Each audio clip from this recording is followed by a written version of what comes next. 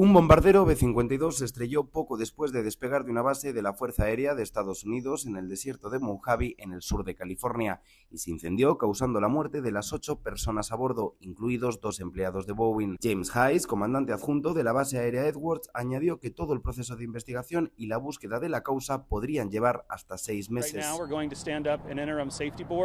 To do the initial gathering of the facts, and that will then lead to a safety investigation board, which will look into those root causes.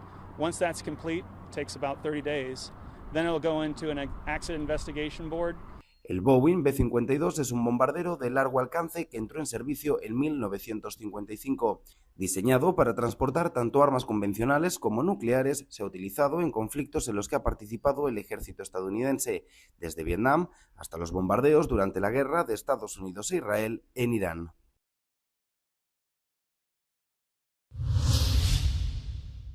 Un terremoto de magnitud 6,7 sacudió este martes Indonesia y le siguieron fuertes réplicas. El temblor inicial provocó fuertes sacudidas que duraron más de un minuto. Por el momento, las autoridades no han informado oficialmente de víctimas ni de daños materiales. El terremoto tuvo su epicentro a 46 kilómetros al sureste de Palu, la capital de la provincia de Sulawesi Central, y según el Servicio Geológico de Estados Unidos, se produjo a una profundidad de unos 10 kilómetros. Indonesia está atravesada por varias fallas sísmicas, por lo que los terremotos y la actividad volcánica son habituales. En enero de 2021, un terremoto de magnitud 6,2 cerca de la ciudad de Mamuju, en la isla de Sulawesi, causó la muerte de al menos 100 personas y dejó más de 1000 heridos.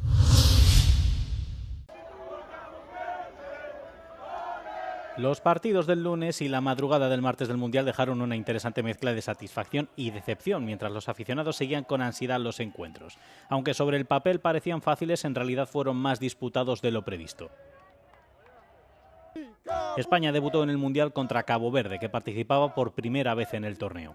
Muchos aficionados de todo el mundo esperaban un resultado similar al del día anterior, cuando Alemania se enfrentó a Curazao, también debutante, en un partido que terminó 7-1 a favor de la potencia europea.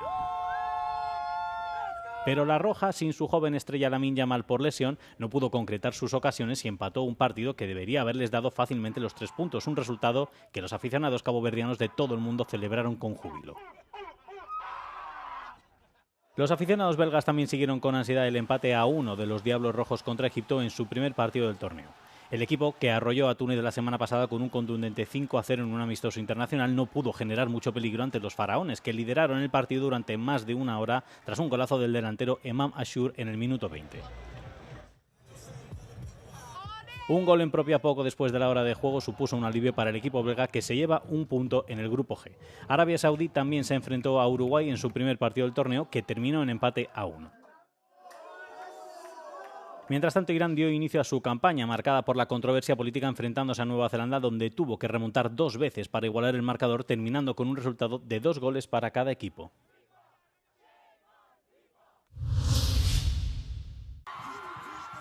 El momento es de pura euforia y alegría. Una multitud celebra el resultado del primer partido de Cabo Verde en la fase final de un mundial. Un empate que sabe a victoria. Era pouco impensável, mas era possível. Então ganhamos. Para nós é uma vitória. O ponto que tivemos hoje foi muito duro, mas jogámos o máximo que conseguimos. Eu não sei mesmo explicar, mas é uma alegria imensa. Para mim já somos vencedores. Só pelo fato de estar aqui na Mundial, já me sinto vencedora. É um sentimento indescritível. Eu só fico emocionada. Foram muitos anos a torcer pelo Brasil, por Portugal. Pela primeira vez que eu fiz torcer pelo meu país. No tem palavras. En Santos, en el Paseo Marítimo de Lisboa, predominaba el azul con toques de rojo. Con una comunidad de miles de caboverdianos, la capital portuguesa fue también el escenario de este momento histórico que tuvo un héroe indiscutible. Enormíssimo Vozinha, muito obrigado. Para mim o Vozinha é o MVP totalmente. O jogo foi maravilhoso. Eu estava a chorar ali, então foi, olha, ótimo. As pessoas estão a subestimar muito os clubes africanos. Não subestimem. Cabo Verde, Tubarão Azul, é suceso. A lo largo de los 90 minutos el ambiente fue festivo, pero también teñido de cierta ansiedad. Cada parada, cada entrada o cada frenazo a los ataques españoles se celebraba como si fuera un gol. Incluso mientras el partido aún estaba en marcha, en medio de un mar de camisetas azules, era posible ver a aficionados del equipo contrario. En el verdadero espíritu del Mundial hay sitio para todos. Tras el empate, el sueño de Cabo Verde continúa. El próximo rival es Uruguay, en un nuevo intento por sumar puntos para pasar de la fase de grupos H y seguir adelante en la competición. Estalactitas sube el sonido del agua goteando sobre la roca. En pleno centro de París, el público ya puede pasear por una cueva sin tener que bajar al subsuelo. A un paso de Notre Dame, el artista JR, especialista en collages fotográficos XXL, ha transformado el Pont Neuf en una cueva. Un paisaje sonoro creado por un antiguo miembro de Daft Punk, una estructura gigantesca con diferentes alturas. Nada se ha dejado al azar para transportar a los transeúntes lejos de París. Vraiment une immersion absolue entre le bruit, la lumière qui est tamisée et cette sensation à la fois d'enfermement mais finalement quand même une certaine liberté. On a vraiment l'impression d'être dans une grotte, il y a des petits bruits de vent. C'est assez sombre, le relief est très bien fait, on a l'impression de pouvoir voir et même toucher des stalactites. It was very interesting to go through it and also remembering, oh, okay, I'm walking on a bridge. En 1985 el Pont Neuf ya había sido envuelto en tela. La obra de la pareja de artistas, Christo y Jean-Claude, ya fallecidos, había atraído a millones de visitantes. Aunque la inauguración de la Caverne se retrasó 10 días por la lluvia y el viento, el público ya puede visitar esta obra de arte. Afortunadamente, la Caverne funciona ya como una cueva de verdad. Las temperaturas en el interior son más bajas que en el exterior. Los menores de 16 años no podrán acceder a varias plataformas de redes sociales en Reino Unido. Será a partir del año que viene, según anunció el lunes el primer ministro británico Keir Starmer. La prohibición, que tiene como objetivo proteger a los jóvenes de contenidos nocivos y del uso excesivo de las pantallas, afectará a varias aplicaciones de redes sociales, entre ellas Snapchat, TikTok, Facebook, Instagram y YouTube, pero no a YouTube Kids ni a las aplicaciones de mensajería. Today is a big moment for our country.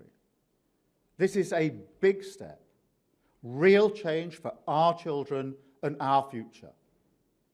Because today I can announce that the government will ban access to social media for all children under the age of 16.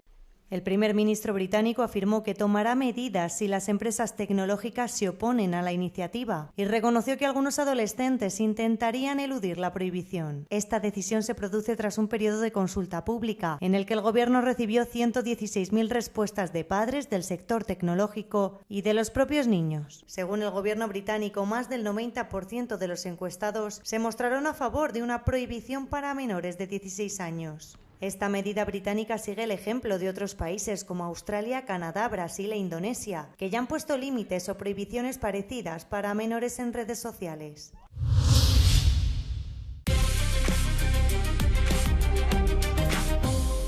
Hello and welcome to the Cube Euronews fact-checking show. After years of negotiations and debate among EU member states, a major reform of the European Union's migration rules came into force last week. The new pact aims to strengthen border procedures and overhaul the EU's asylum system. But some politicians from France's far-right National Rally have challenged one of its key measures. They claim that the reform will allow the EU to impose a €20,000 fine on member states that refuse to accept migrants on their territory.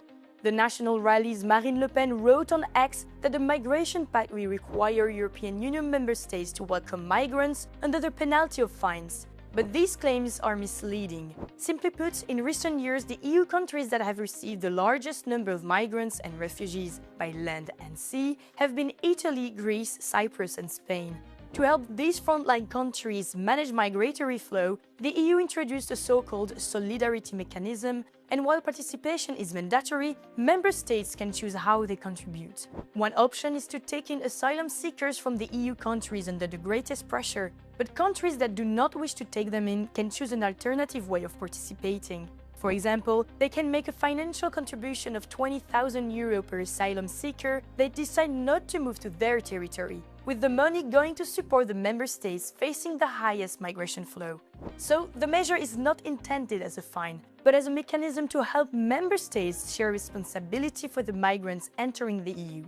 At least 30,000 asylum seekers a year are set to fall under the relocation system, according to the text of the regulation, alongside a minimum financial contribution of 600 million euros.